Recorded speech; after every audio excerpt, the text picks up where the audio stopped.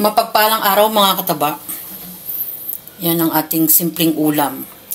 Dito kasi sa Tarlac, pag may dumadaan na mga nagtitinapa, agad akong bumibili. Lalo na magaganda yung mga tinitinda niya. Suki ko kasi to. Ayan, meron tayong dalawang klase ng tinapa. Tinapang galunggong at tinapang tamban.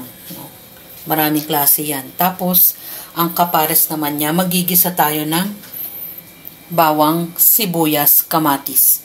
Igigisa natin to sa ating itlog. Meron ditong 3 itlog na large egg. No, yan ang, kung gusto niyo magdagdag ng itlog, pwede niyo dagdagan ng itlog para mas masarap.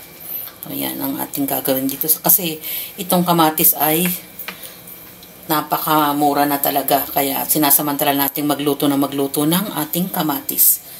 Ayan, yun naman pagpiprito. Hindi na natin yan ipapakita ng matagal. Ito na lang ating paggigisa. Yan, start na tayo magluto. Naluto ko na yung ating tinapa. Yan, dito naman sa kawali din. Dito na tayo magigisa. Tinanggal ko lang yung ibang mumo ng ating tinapa. Yung mga latak-latak ng tinapa. Bawang sibuyas.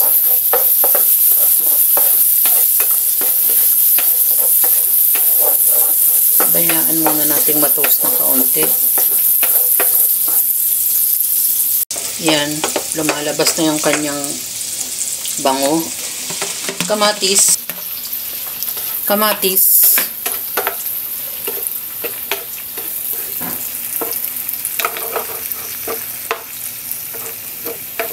Palambutin muna natin yung kamatis. At mas maganda sa ganitong ginisang kamatis na may itlog, yung nagmamantika. At maraming itlog. Palambutin natin.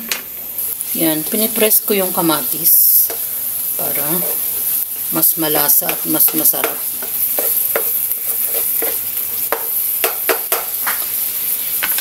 Maglagay tayo ng pampalasa. Paminta. Salt.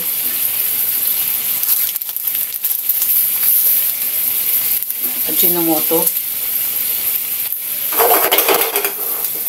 At pwede na natin ilagay yung ating itlog. Magdadagdag ako ng konting mantika.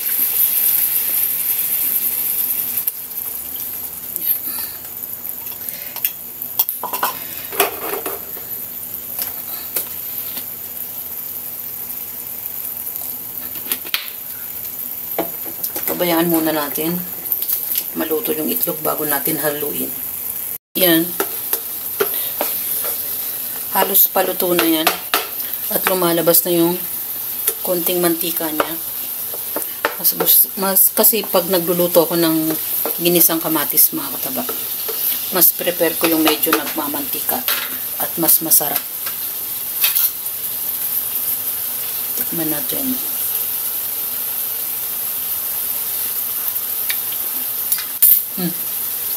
Tama lang yung lasa niya. Hindi matabang, hindi maalat. Halos paluto na yan. Yung pagluluto ay depende sa ating mga sinasahog. Tulad ng kamatis, mga kataba. Napaka-affordable na ng kamatis. Lagyan lang natin ng konting ingredients tulad ng itlog at samahan natin ng kapares, ang kanyang tinapa, tamban at galunggong. Yan na yung ating masarap na recipe ngayon. Meron tayong mga pagkain na talaga namang sulit kainin at masasatisfied ang ating pamilya. Isa sa masarap na ulam yung ganito, mga kataba. Ang ating ginisang kamatis at tinapa. Enjoy, kumain at maging masaya. Salamat sa panunood. At bye! Ingat mga kataba!